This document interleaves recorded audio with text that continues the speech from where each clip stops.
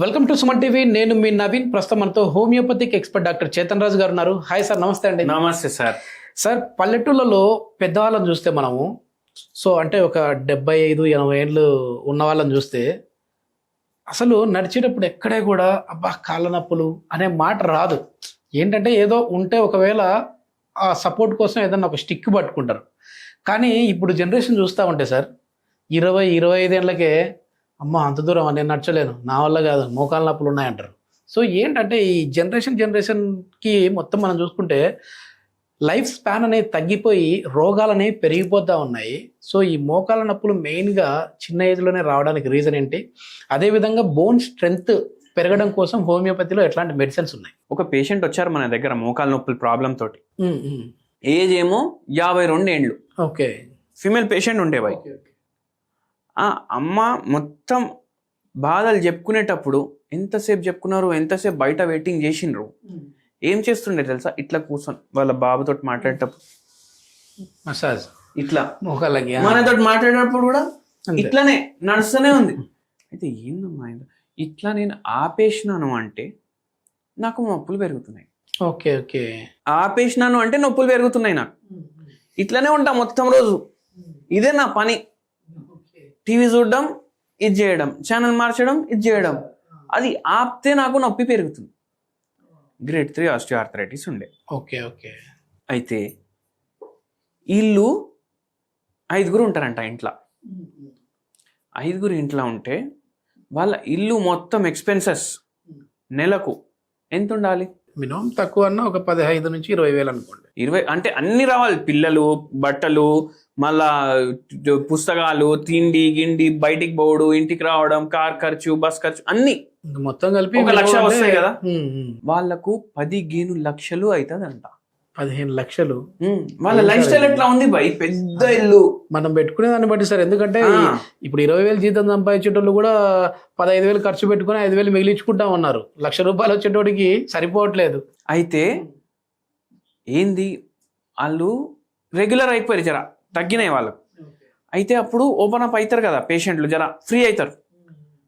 ఇంటికి ఇంటీరియర్లకు 8 కోట్లు పెట్టిరంట. 8 కోట్లు. 8 కోట్లు అంటే ఒక బండ ఈ గోడకు పెట్టాలంటే ఆయన ఏడికో జపానో జర్మనీకి పోయి అక్కడ నుంచి తీసుకొని వస్తారు, పెడతారు. అంటే ఇప్పుడు షాక్ కదా మనిషి. అయితే ఇప్పుడు వాళ్ళు ఏదైతే బండ వేసిరు కదా ఇంట్లో, మళ్ళీ వాళ్ళు ఇల్లు బట్టి కూడా ఒక 7-8 ఏళ్ళు అయింది. బండ వేసిండ్రు కదా ఇంట్లో, ఆ బండ కూడా ఇంపోర్టెడ్, బయటికి వెళ్ళి మళ్ళీ వెట్రిఫైడ్. అంటే ఎంత షైనింగ్ ఉంటుంది, గ్లాస్ లాగా ఉంటుంది. ఓకే, గ్లాస్ లాగా ఉంటుంది. ఇప్పుడు వీళ్ళు ఉంటున్నారు దాంట్లో. నాకు అర్థమైందంటే అట్లాంటి బండల మీద నడిచినా కూడా మోకాళ్ళు అరిగిపోతాయి. కరెక్ట్ అన్నారు మీరు.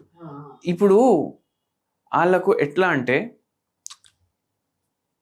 పూజా గదిలో చెప్పులు వేసుకొని పోవద్దు, వంట గదిలో చెప్పులు వేసుకొని పోవద్దు. అది వాళ్ళు మెయింటైన్ చేస్తున్నారు. లేడీస్ ఏం చేస్తారు? వంటలు ఎంతసేపు చేస్తారు రోజు? నిలబడి చాలాసేపు చేస్తారు. మార్నింగ్ ఒక 1.5 గంట చేస్తారు, మధ్యాహ్నం ఒక గంటన్నర, మళ్ళీ నైట్ ఒక గంట 4 గంటలు అయితే నిల్చొని ఉండాలి కదా బండరాయి మీద. ఖచ్చితంగా.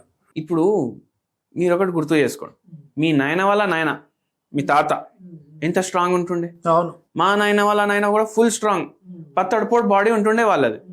ఊరికాడ అన్ని పనులు చేసుకుంటా, ఎంత సౌకారు ఉన్నా, ఎంత గరీబుడు, సేమ్ లైఫ్ స్టైల్ ఉంటుండే వాళ్ళది. ఇప్పుడు ఇంటికాడ లోపట బండరాయి ఉంటుండే, ఈ టైల్స్ అయితే ఉండకపోతుండే కదా. అవును. మళ్ళా ఇప్పుడు ఈ టైల్స్ ఉంటాయి ఇంటికాడ అందరు.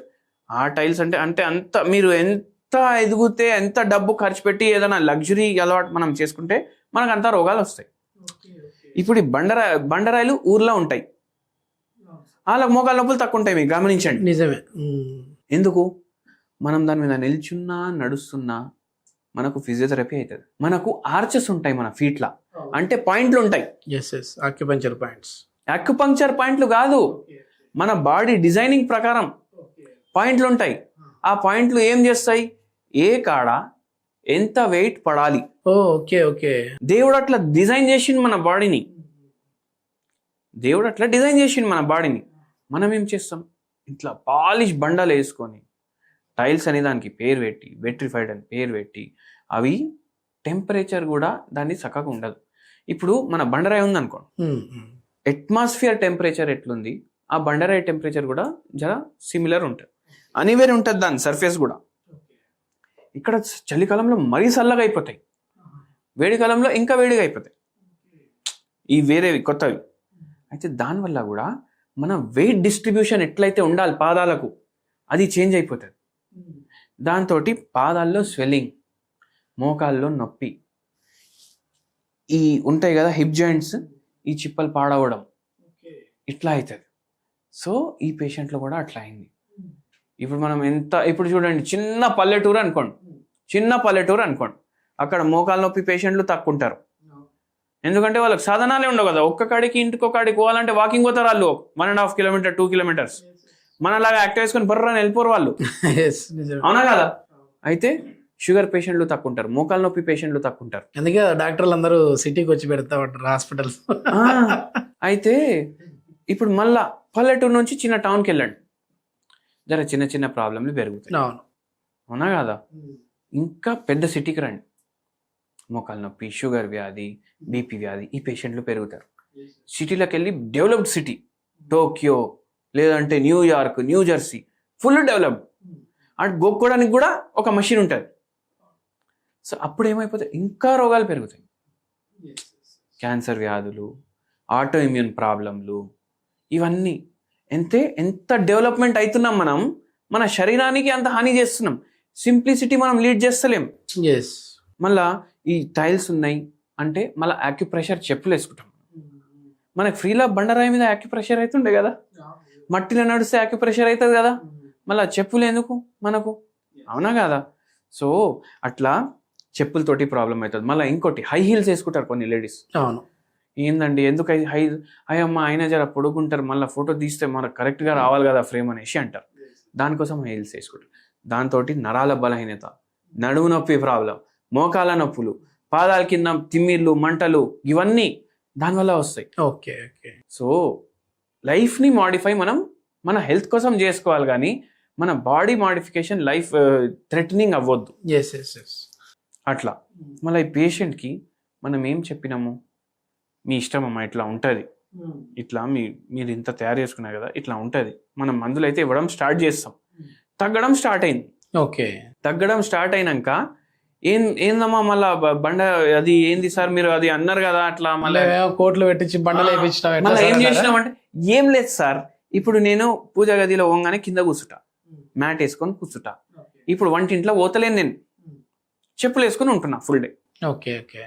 మళ్ళా మీరు ఇచ్చిన మందులు వాడుతున్నా అండ్ ఆపరేషన్ కూడా చేయించుకుంటలేను, మీ మందులతోటి నాకు మంచిగా తగ్గింది, ఆపరేషన్ కూడా చేయించుకుంటలేను. వాళ్ళకి ఒకటి చెప్తా సార్, మన దగ్గర ఒక వారం తర్వాత ఆపరేషన్ చేసుకుందామని అనుకునేటోళ్ళకు కూడా నొప్పులు తగ్గినాయి.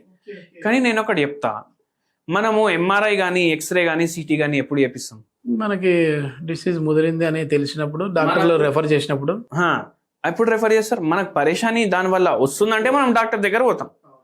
డాక్టర్ దగ్గర పోయి ఇది ఉంది అయ్యా పరేషాని అంటే నా ఎక్స్రే చేపిస్తే మనకు తెలుస్తుంది. అంతలో ఇంత అరిగిపోయింది. చాలా మందికి రోగం ఉంటది, వాళ్ళకు సిమ్టమ్స్ ఉండవు. Okay okay, asymptomatic. అది ఎందుకు ఉంటుంది, 21 తర్వాత మన బాడీ చచ్చిపోవడం స్టార్ట్ అవుతుంది.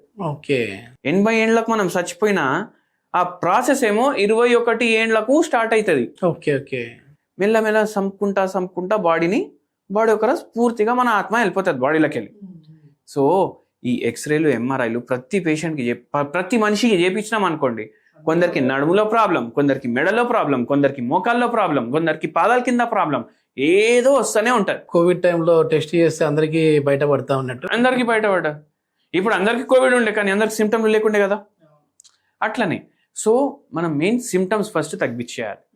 మళ్ళా ఒక 10 మందికి, ఇప్పుడు 52 ఏండ్లు ఈ పేషెంట్ ఏజ్, 52 ఏజ్ వయసు వాళ్ళు 10 మందికి మనం టెస్ట్ చేపిస్తే యావరేజ్గా వాళ్ళ మోకాలు ఎట్లున్నాయి, అట్లా మోకాలు అయిపోతే కూడా చాలు కదా, చాలు, ఖతం, తగ్గిపోయినట్టే కదా. ఓకే, హోమ్ రెమెడీ ఏంటి సార్ మా వాళ్ళ? హోమ్ రెమెడీ, అచ్చా ఈ పేషెంట్కి కూడా ఒక హోమ్ రెమెడీ చెప్పినాను నేను. అయితే మీ అందరికీ కూడా చెప్తాను నేను. ఏంటంటే ఒక చాయ్ దొరుకుతుంది, ఆ చాయ్ పేరు వైట్ టీ. వైట్ టీ అంటే ఏంటంటే మన టీ లీవ్స్ ఉంటాయి కదా, దాంట్లోనే ఒక రకం. ఓకే, దీంట్లో యాంటీ ఆక్సిడెంట్లు ఫుల్ ఉంటాయి. యాంటీ ఇన్ఫ్లమేటరీ ప్రాపర్టీలు కూడా ఉంటాయి. ఓకే. ఇది మీరు తెప్పించుకోండి. మీ white tea order online home delivery అంటే వస్తాయి. చాయ్ రేటే ఉంటుంది మీకు. Okay okay. కొంచెం మీకు ఒక 20 రూపాయలు 30 రూపాయలు ఎక్కువ ఉంటుండొచ్చు అంతే. గ్రీన్ టీ ఉంటుంది కదా, గ్రీన్ టీలో హెల్త్ బెనిఫిట్స్ ఉంటాయి కదా, దాంట్లో ఎన్నో తరాలు ఎక్కువ హెల్త్ బెనిఫిట్ దీంట్లో ఉంటుంది వైట్ టీలో. Okay okay. Anti inflammatory properties, energetic properties ఉంటాయి. అండ్ వీటితోటి మోకాల నొప్పుల్లో జర రిలీఫ్ ఉంటుంది, మీకు రిలీఫ్ మాత్రం ఉంటుంది. అయితే ఇప్పుడు గ్రీన్ టీ ప్రిపరేషన్ ఎట్లా చేసుకుంటారు, నార్మల్గా మీరు డికాక్షన్ తయారు చేసుకుంటారు కదా, గట్లనే తయారు చేసుకోవాలి. తయారు చేసేటప్పుడు ఇంత పసుపు కొమ్మ దాంట్లో దంచేసి వేసేయాలి, అది white tea. Okay okay. White tea మామూలుగా కూడా తాగొచ్చు మీరు, కానీ వైట్ టీ తయారు చేసుకునేటప్పుడు మీరు జర పసుపు కొమ్మ వేయండి దాంట్లో. యాంటీసెప్టిక్, యాంటీబయాటిక్, మళ్ళా ఎనర్జెసిక్, సో ఎన్హాన్స్ అయిపోతుంది. అది తాగి మీరు వచ్చి కమెంట్ చేయండి వారం తర్వాత ఎట్లా. నిజంగా చాలా మంచి ఇన్ఫర్మేషన్ సార్. ఏంటంటే మన లైఫ్ స్టైల్ అనేది ఏదో మనం టెక్నాలజీ వెనకాల పరిగెడుతూ మనం ఇంకా కొంచెం అభివృద్ధి పరంగా ముందుకు వెళ్తా ఉన్నాం అనుకుంటాం, కానీ బాడీని మాత్రం తగ్గించేసేస్తా ఉన్నాం, దాని పనితీరుని తగ్గించేసేస్తా ఉన్నాం, కాబట్టి ఈ రోగాలన్నీ వస్తూ ఉన్నాయి. ఎస్, థ్యాంక్ యూ అండి. Thank you.